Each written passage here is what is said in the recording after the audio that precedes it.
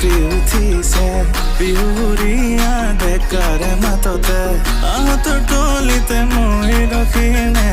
আজি আহিবি বিহু নাচিবলে আইৰে হাতৰে পিঠা লাৰু খাই ওলাইছে টঙালি মাৰি হৈ গোবিন্দাই ৰামিয়াৰ গাতে আজি চোনততে নাই হুঁচৰি মাৰি বজাই হৈ গোবিন্দাই